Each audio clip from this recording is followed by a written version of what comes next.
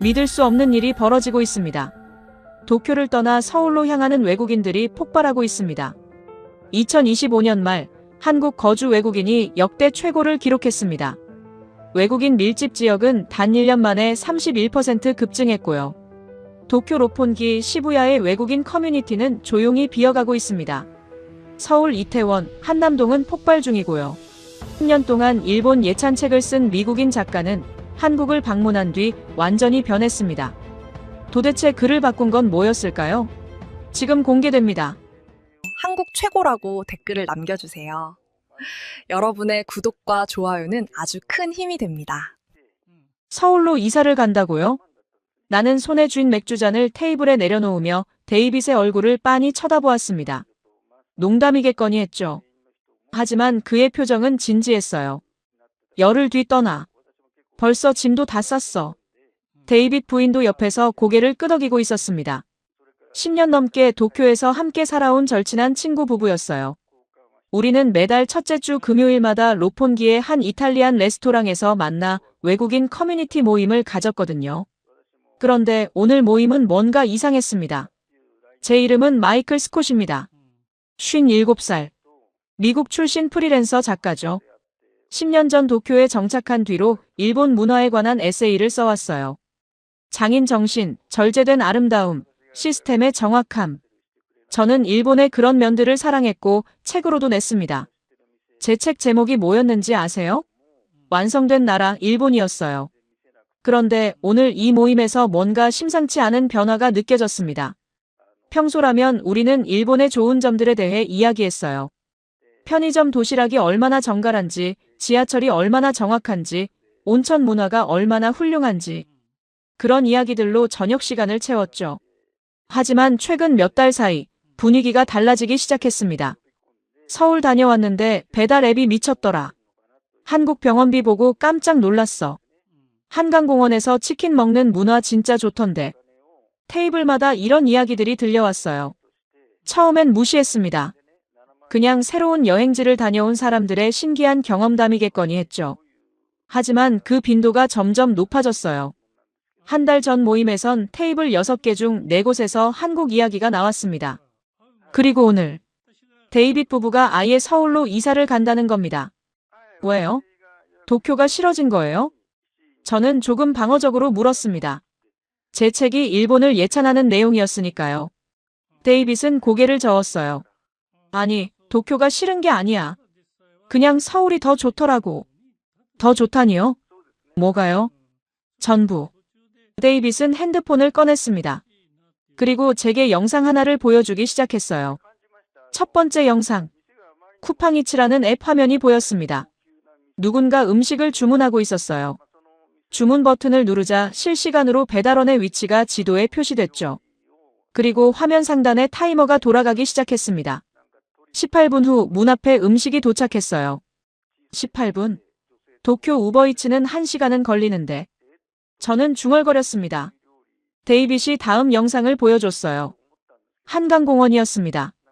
사람들이 돗자리를 깔고 앉아 치킨과 맥주를 마시고 있었죠. 아이들은 자전거를 타고 연인들은 손을 잡고 걸었어요. 도쿄 우에노 공원에선 음식을 먹으면 눈치를 주는데 말이에요. 세 번째 영상. 병원 영수증이었습니다. 진료비 15,000원. 엑스레이 촬영 4,000원. 합계 19,000원. 그러니까 미국 달러로 14불 정도? 이게 뭐예요? 정형외과 진료비야. 외국인 가격. 도쿄에서 같은 진료 받으면 25,000엔은 나오는데요. 데이빗이 고개를 끄덕였습니다. 그래서 가는 거야. 저는 맥주를 한 모금 마셨습니다. 뭔가 찝찝했어요. 제가 10년 동안 일본을 예찬해 왔는데 지금 제 절친한 친구가 그 일본을 떠나 한국으로 간다는 겁니다. 게다가 그 이유가 배달 앱이 빠르고 병원비가 싸다는 거예요. 그건 좀 과장된 거 아니에요? 골라서 찍은 거잖아요. 데이빗 부인이 끼어들었습니다. 마이클, 직접 가봐. 일주일이면 돼. 저는 고개를 저었습니다. 바빠요. 원고 마감도 있고. 사실 진짜 이유는 달랐어요. 무서웠던 겁니다. 만약 데이빗의 말이 정말이라면요? 만약 제가 10년 동안 예찬해온 일본이 한국보다 뒤처져 있다면요? 그럼 제 책은 뭐가 되는 거죠? 제 10년은요? 그날 밤 집에 돌아와 책상 앞에 앉았습니다. 서랍에서 제 원고를 꺼냈어요. 완성된 나라, 일본 개정판 원고였습니다. 첫 문장이 이랬죠. 일본은 아시아의 정점이다. 시스템, 문화, 품격 모든 면에서. 저는 그 문장을 한참 들여다보았습니다. 그리고 낡은 수첩을 펼쳤어요. 만년필을 들었죠. 서울 일주일. 일본이 여전히 최고임을 증명하고 온다. 그렇게 적었습니다. 데이빗이 보내준 영상들은 분명 과장됐을 거예요. 골라서 찍은 거겠죠. 저는 그걸 직접 확인하고 일본이 여전히 아시아 최고라는 걸 증명하려 했습니다. 다음 날 아침 비행기표를 끊었어요. 나리타에서 인천까지. 일주일 뒤 출발이었습니다. 도쿄 친구들 단체 채팅방에 메시지를 남겼습니다. 서울 다녀온다. 일주일이면 충분할 거야. 친구들이 답장을 보냈어요. 일주일? 너 2주일 있을걸? 한 달 뒤에 서울에서 보자. 저는 픽 웃었습니다. 말도 안 되는 소리. 제가 10년을 살아온 도쿄를 버리고 서울로 갈 리가 없잖아요. 수첩을 다시 펼쳤습니다. 두 번째 줄을 적었어요. 한국은 분명 과장됐다. 내가 직접 확인한다. 그렇게 저는 제 확신을 증명하러 떠날 준비를 했습니다. 일본이 최고라는 걸 다시 한번 확인하러요. 하지만 그때의 저는 몰랐죠. 인천공항에 발을 디딘 순간부터 제 10년이 흔들리기 시작할 거라는 걸요. 일주일 뒤 나리타 공항 출국장. 저는 작은 캐리어 하나만 들고 게이트로 향했습니다. 일주일이면 충분하니까요. 탑승 시간까지 카페에 앉아 커피를 마시며 수첩을 펼쳤어요. 일본 공항이 세계 최고. 한국은 비교 대상이 아니다. 그렇게 적었습니다. 나리타 공항은 정말 좋았거든요. 깨끗하고 질서정연했죠. 제가 10년 동안 수없이 이용하며 익숙해진 공간이었습니다. 2시간 30분 뒤 비행기가 인천공항에 착륙했습니다.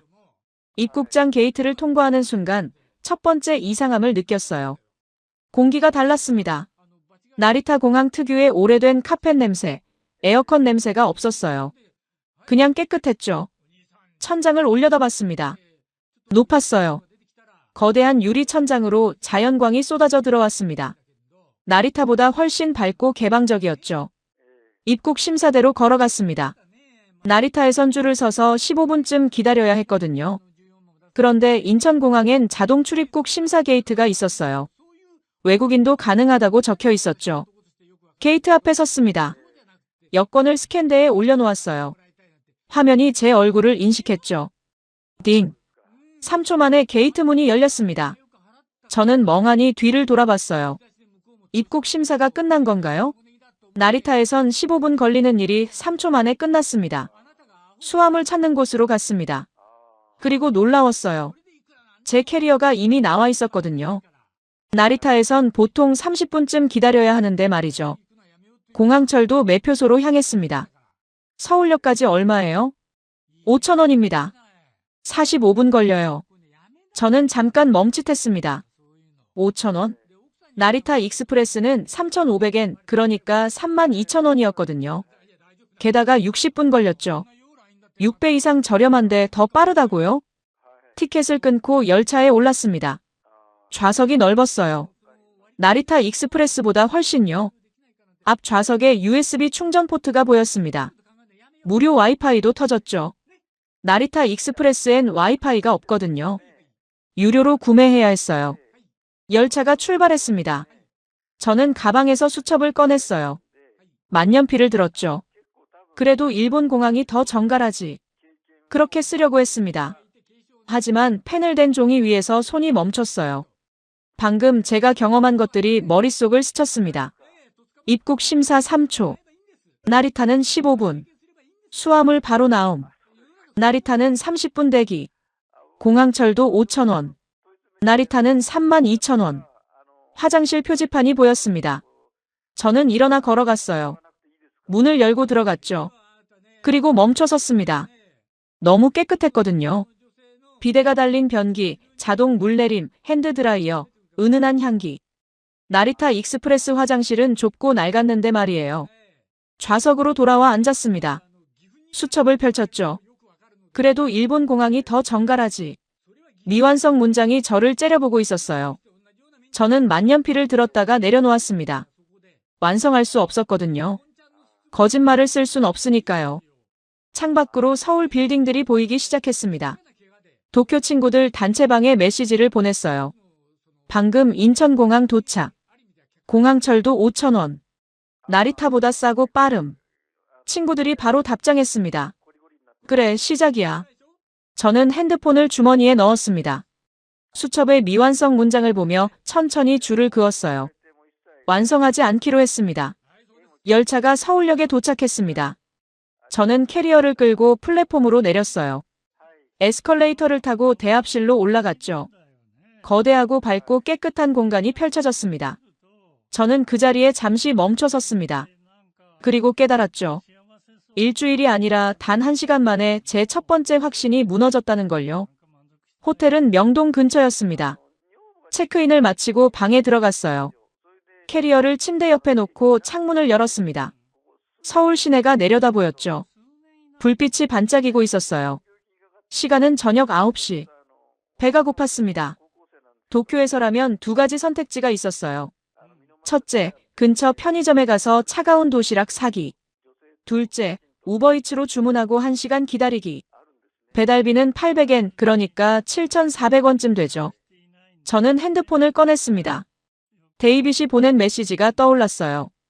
쿠팡이츠 깔아봐. 앱스토어에서 검색했습니다. 쿠팡이츠. 다운로드를 눌렀어요. 설치가 끝나고 앱을 켰죠. 위치 권한을 요청했습니다. 허용을 눌렀어요.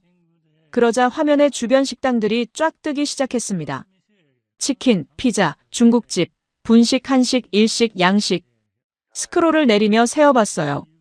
식당이 200개가 넘었습니다. 도쿄 우버이츠는 보통 20개 정도였는데 말이죠. 분식 카테고리를 눌렀습니다. 떡볶이 사진들이 보였어요. 데이빗이 보여줬던 그 음식이었죠. 한 집을 골랐습니다. 떡볶이 세트. 8,500원. 배달비를 확인했습니다. 0원. 무료라고요? 도쿄 우버이츠는 배달비만 800엔인데요. 저는 다시 한번 확인했어요. 정말 무료였습니다.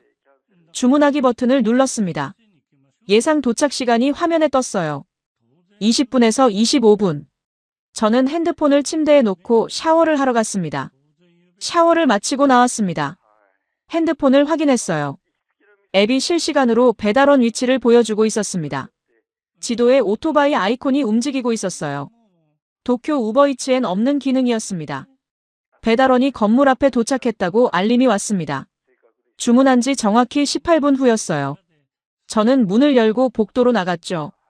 엘리베이터 앞에서 배달원을 만났습니다. 젊은 남자였어요. 그는 웃으며 봉투를 건넸죠.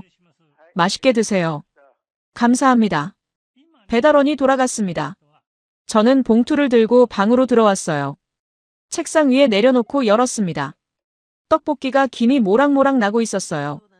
튀김도 들어있었죠. 일회용 젓가락과 포크도 함께 왔습니다. 뜨겁습니다. 18분 전에 주문한 음식이 아직도 뜨거웠어요. 도쿄에선 1시간 걸려서 오면 다 식어 있었거든요. 저는 젓가락을 들었습니다.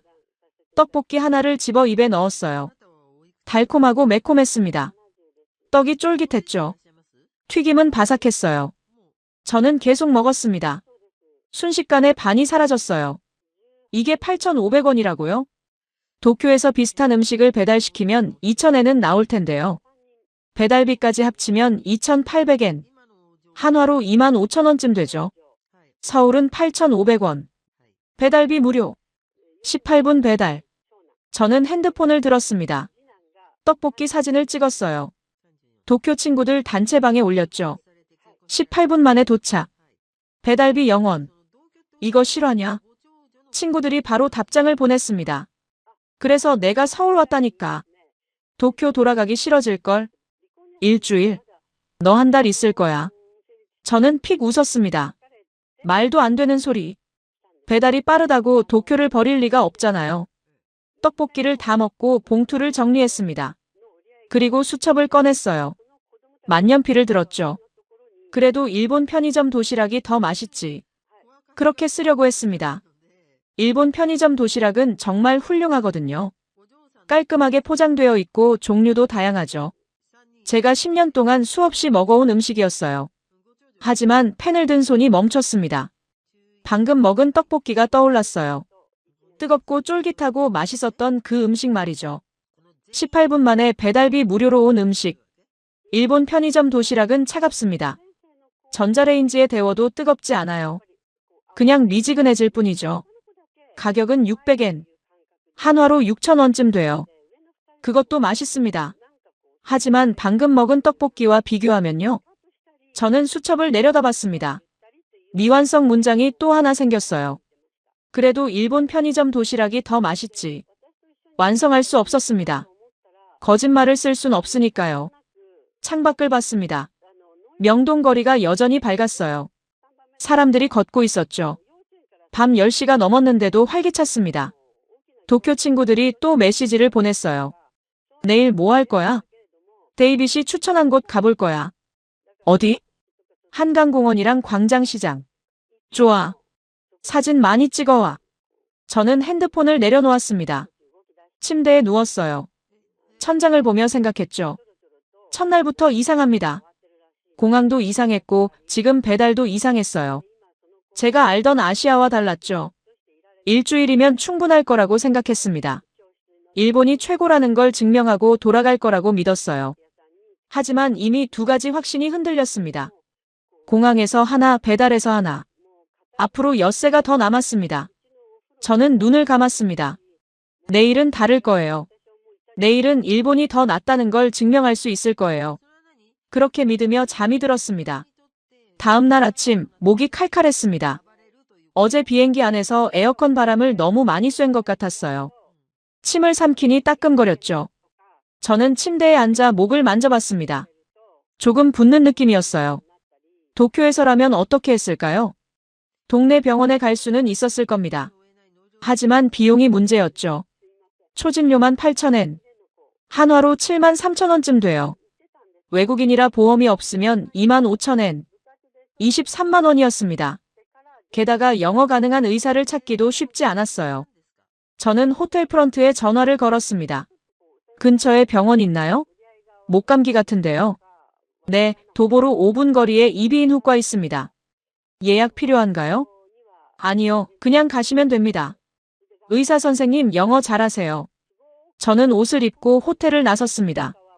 5분 만에 작은 건물이 보였어요. 2층에 이비인후과 간판이 걸려 있었죠. 계단을 올라가 문을 열었습니다. 접수 데스크로 갔어요. 외국인인데 진료 가능한가요? 네, 여권 있으세요? 여권을 건넸습니다. 간호사가 정보를 입력했어요.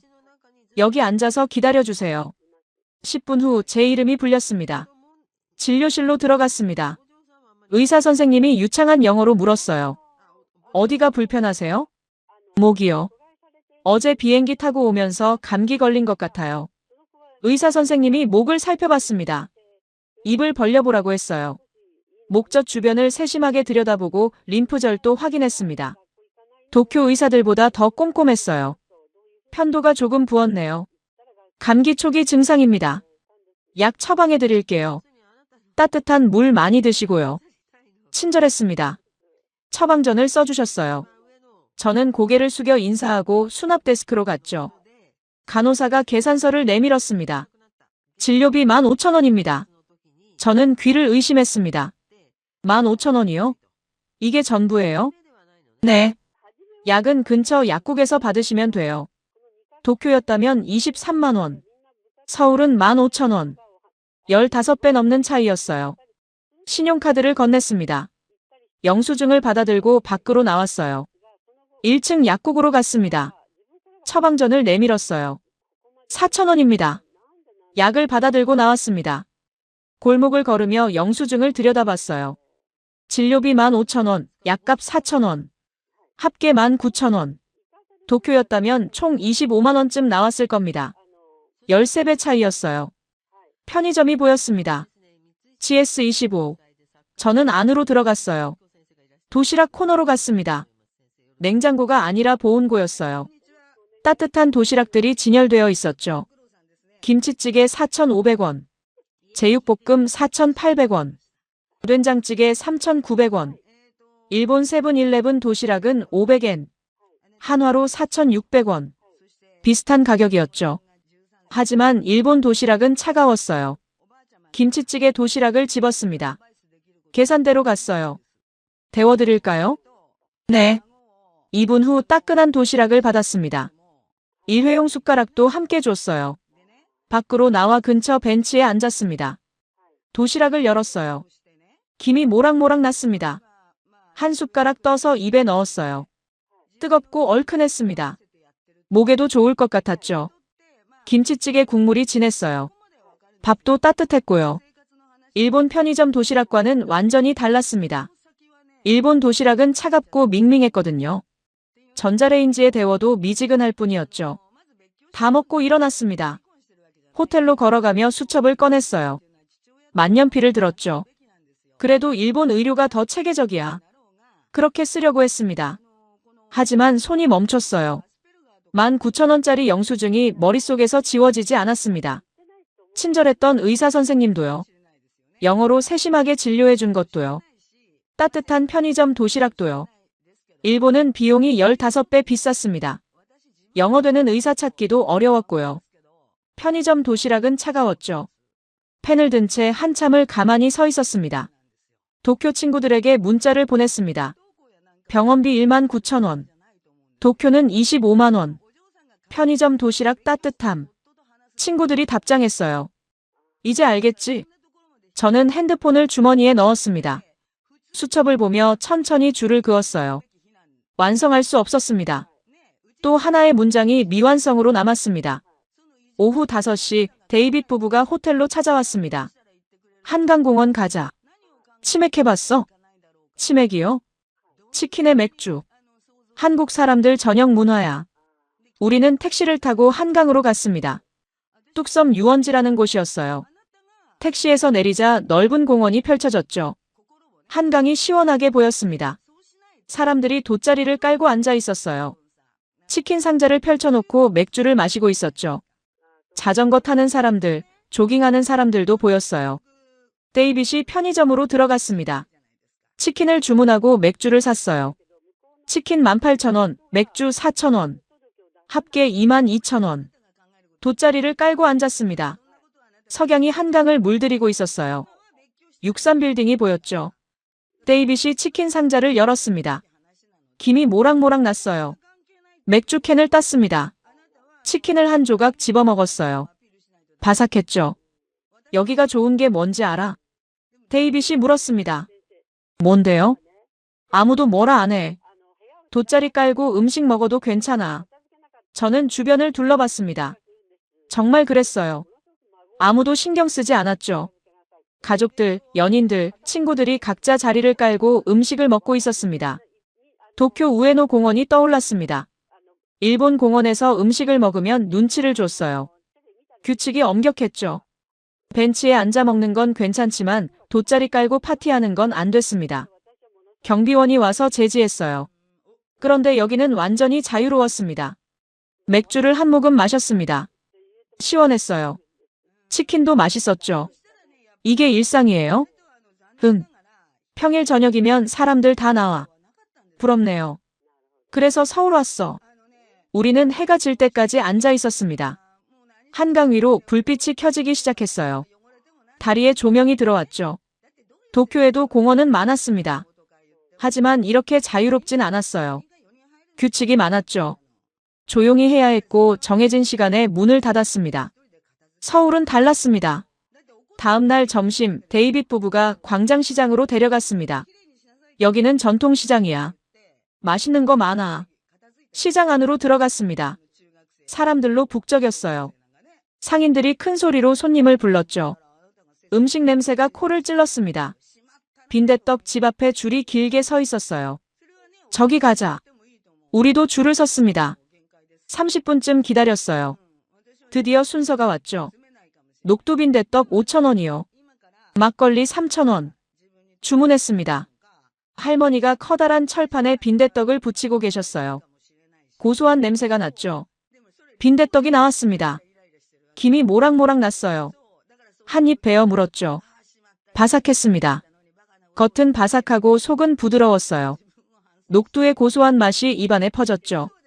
숙주나물이 씹혔습니다. 맛있네요. 그치? 5,000원인데 말이야. 옆 테이블 할머니가 다가왔습니다. 접시에 김치를 담아주셨어요. 많이 드세요. 아, 감사합니다. 돈을 내려고 했습니다. 할머니가 손을 저었어요. 그냥 드세요. 공짜였습니다. 도쿄 츠키지 시장이 떠올랐습니다. 관광객들로 붐볐죠. 가격은 비쌌어요.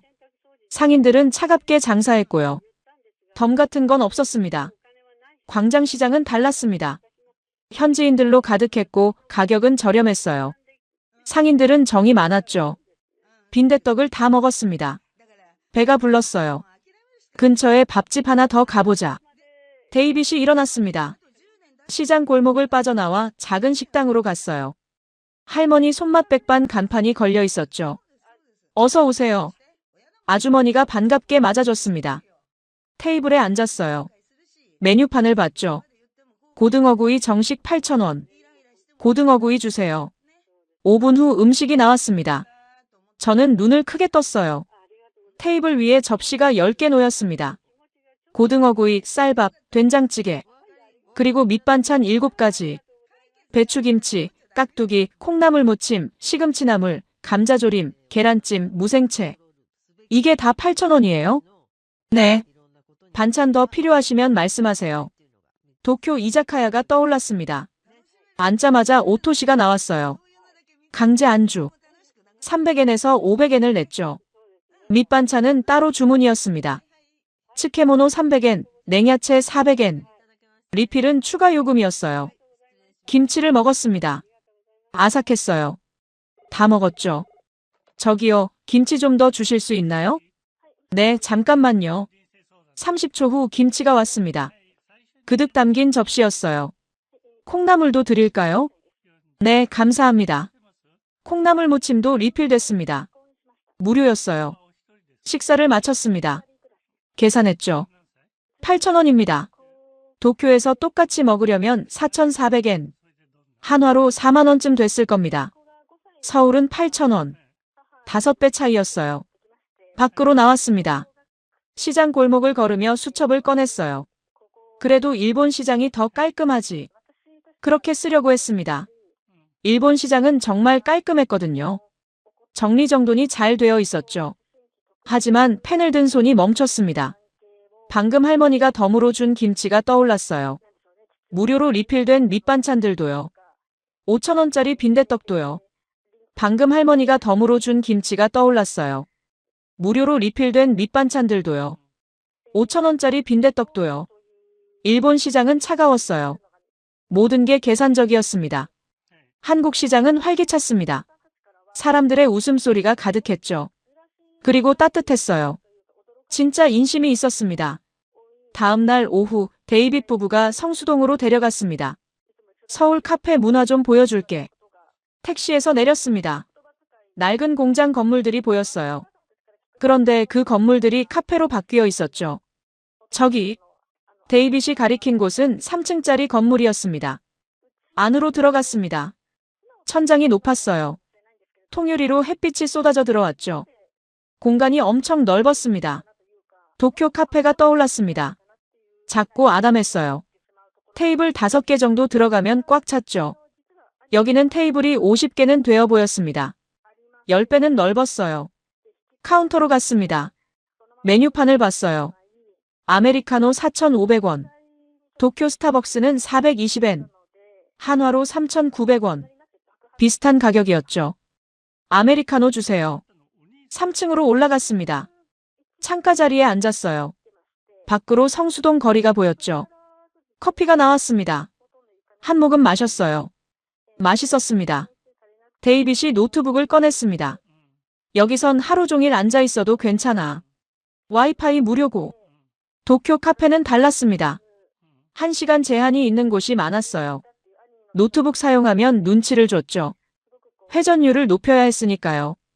창밖을 보며 커피를 마셨습니다. 사람들이 노트북을 펴놓고 일하고 있었어요. 책을 읽는 사람도 있었죠. 아무도 서두르지 않았습니다. 편안했습니다. 다른 카페도 가볼까? 1시간 후 어니언이라는 카페로 갔습니다. 역시 3층짜리 건물이었어요. 인테리어가 세련됐죠. 아메리카노 5,000원. 조금 비쌌지만 공간이 엄청났습니다. 도쿄에서 이런 규모의 카페를 운영하려면 임대료가 어마어마했을 거예요. 커피값도 800엔은 받아야 했죠. 데이빗 부부 집으로 갔습니다. 마포구 오피스텔이었어요. 문을 열고 들어갔습니다. 넓었어요. 몇 평이에요? 60제곱미터. 한국식으로 18평. 월세는요? 150만 원. 저는 잠깐 계산했습니다.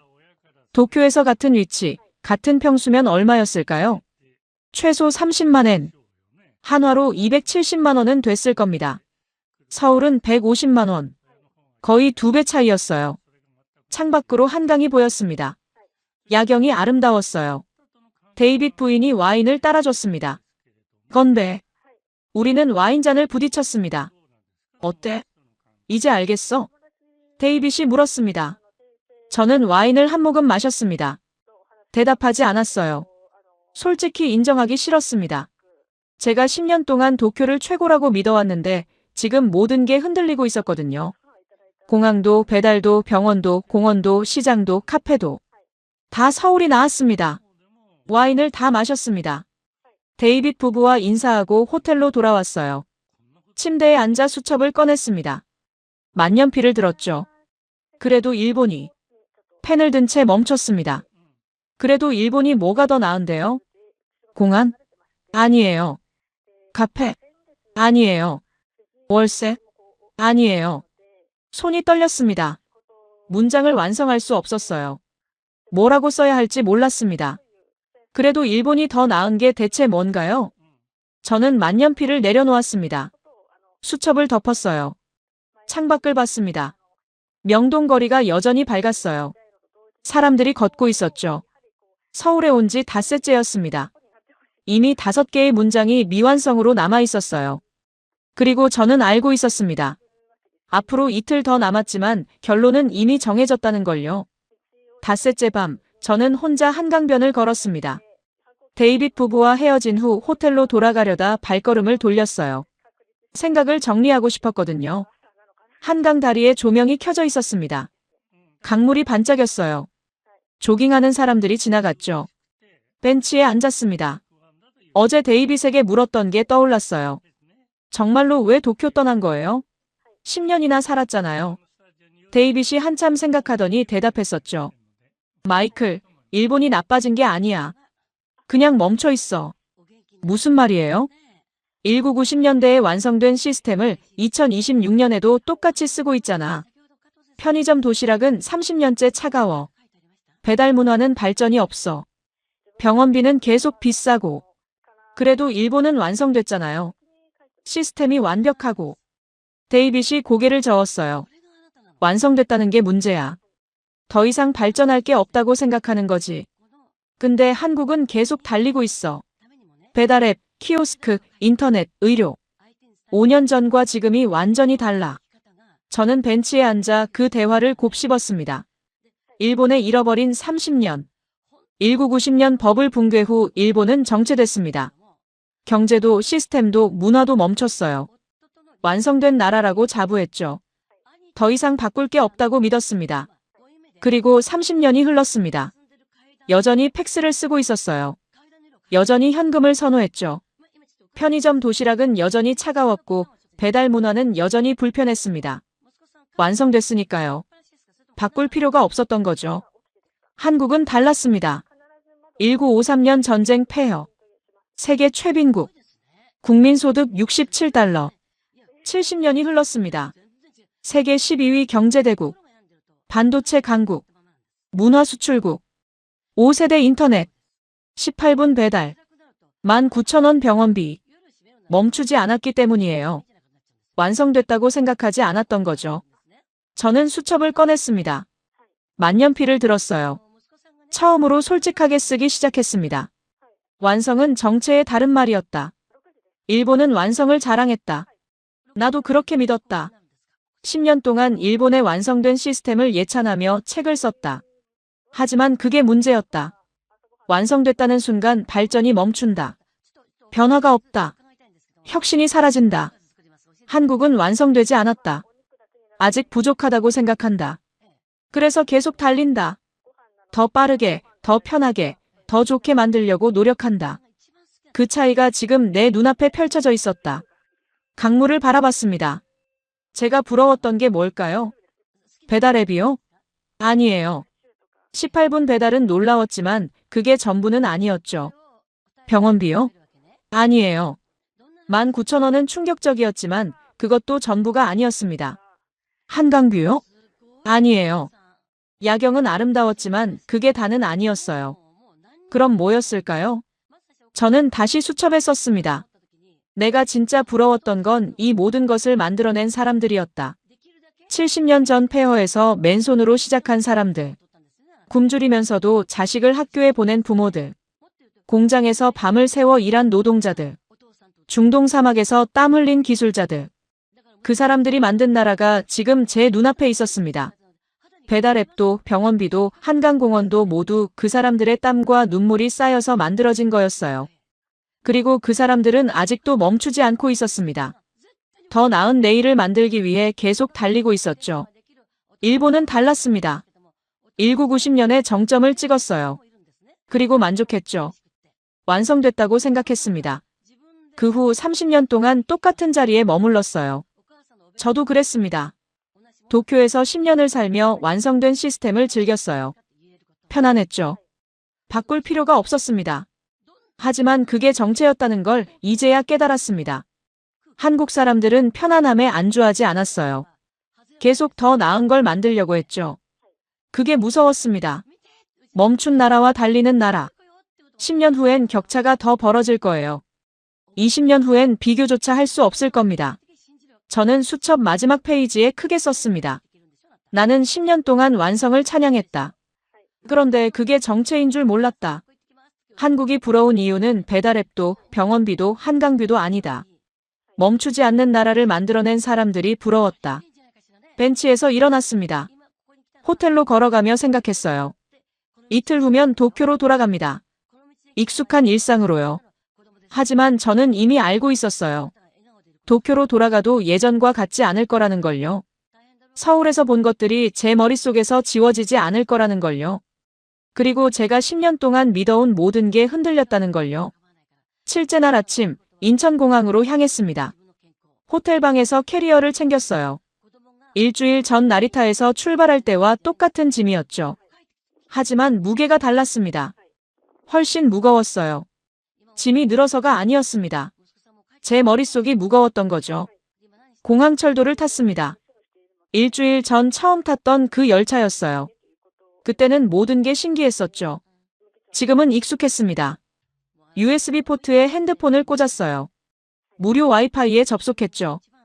인천공항에 도착했습니다. 체크인을 마치고 출국 심사를 통과했어요. 3초 만에요. 게이트로 걸어가며 핸드폰을 꺼냈습니다. 도쿄 친구들 단체 채팅방을 열었어요. 한참을 생각하다 짧게 썼습니다. 다들 직접 와봐. 3일이면 된다. 전송을 눌렀어요. 친구들이 바로 답장했습니다. 드디어 인정하네. 언제 또 올 거야? 나도 서울 가봐야겠다. 저는 핸드폰을 주머니에 넣었습니다. 게이트 앞 의자에 앉았어요. 탑승 시간까지 30분 남았습니다. 가방에서 낡은 파일을 꺼냈습니다. 제가 10년 동안 써온 일본 에세이 원고였어요. 개정판을 준비하고 있었거든요. 첫 페이지를 펼쳤습니다. 완성된 나라 일본. 일본은 아시아의 정점이다. 시스템, 문화, 품격 모든 면에서. 그 문장을 한참 들여다봤습니다. 일주일 전까지만 해도 자신 있게 쓴 문장이었어요. 10년을 도쿄에서 살며 확신했던 진리였죠. 하지만 지금은 달랐습니다. 빨간 펜을 꺼냈습니다. 첫 문장 아래에 한 줄을 추가했어요. 일본은 아시아 최고의 시스템을 완성했다. 그리고 그 완성 이후 멈췄다. 펜을 들고 한참을 생각했습니다. 뭘 더 써야 할까요? 한국이 일본보다 낫다고 써야 할까요? 아니에요. 그건 제 책의 주제가 아니었습니다. 저는 천천히 다음 문장을 적었습니다. 완성은 끝이 아니라 시작이어야 한다. 일본은 완성을 끝으로 여겼다. 한국은 완성을 시작으로 여겼다. 그 차이가 지금의 격차를 만들었다. 탑승 안내 방송이 나왔습니다. 저는 원고를 가방에 넣고 일어났습니다. 게이트로 걸어가 탑승권을 제시했어요. 비행기에 올랐습니다. 좌석에 앉아 안전벨트를 맸죠. 창밖을 봤습니다. 인천공항 활주로가 보였어요. 일주일 전 처음 본 그곳이었죠. 비행기가 이륙했습니다. 서울이 점점 멀어졌어요. 한강이 보였습니다. 밤이라 불빛들이 반짝였죠. 63빌딩, 롯데타워, 남산타워. 일주일 동안 제가 걸었던 거리들이 저 아래 어딘가에 있었습니다. 배달 앱으로 떡볶이를 시켰던 호텔. 19,000원 내고 진료받았던 병원. 김치 리필을 받았던 식당. 치맥을 먹었던 한강공원. 빈대떡을 먹었던 광장시장. 그리고 제 확신이 하나씩 무너졌던 그곳들. 승무원이 음료수를 물었습니다. 커피를 주문했어요. 커피를 마시며 가방에서 수첩을 꺼냈습니다. 일주일 동안 썼던 그 수첩이었어요. 페이지를 넘겼습니다. 그래도 일본 공항이 더 정갈하지. 미완성. 그래도 일본 편의점 도시락이 더 맛있지. 미완성. 그래도 일본 의료가 더 체계적이야. 미완성. 그래도 일본 시장이 더 깔끔하지. 미완성. 그래도 일본이. 미완성. 5개의 문장이 모두 미완성으로 남아 있었습니다. 완성할 수 없었던 문장들이었죠. 거짓말을 쓸 순 없었으니까요. 마지막 페이지를 펼쳤습니다. 빈 페이지였어요. 만년필을 들었습니다. 천천히 썼습니다. 일주일 전 나는 일본이 세계 최고라고 믿었다. 지금 나는 한국이 세계 최고인지는 모르겠다. 하지만 확실한 건 한국은 아직 달리고 있고 일본은 멈춰 있다는 것. 그리고 나도 멈춰 있었다는 것. 펜을 내려놓았습니다. 수첩을 덮었어요. 창밖을 봤습니다. 서울 불빛이 이제 거의 보이지 않았어요. 먼 바다 위를 날고 있었죠. 도쿄로 돌아갑니다. 익숙한 집으로, 익숙한 카페로, 익숙한 일상으로요. 하지만 저는 알고 있었습니다. 예전의 저로는 돌아갈 수 없다는 걸요. 일주일 전 나리타 공항을 떠날 때 가졌던 그 오만함으로는 돌아갈 수 없다는 걸요. 서울에서 본 것들이 제 안에 남았습니다. 18분 배달, 19,000원 병원비, 무료 밑반찬, 한강 야경, 멈추지 않는 사람들, 그리고 무엇보다 깨달은 것, 완성은 정체가 아니어야 한다는 것. 비행기가 도쿄로 향했습니다. 저는 눈을 감았습니다. 내일부터 무엇을 할까요? 10년 동안 완성된 시스템을 즐기며 멈춰 있었던 제가 이제 무엇을 할 수 있을까요? 확실한 건 하나였습니다. 더 이상 멈춰 있지 않겠다는 것. 그것만큼은 확실했습니다.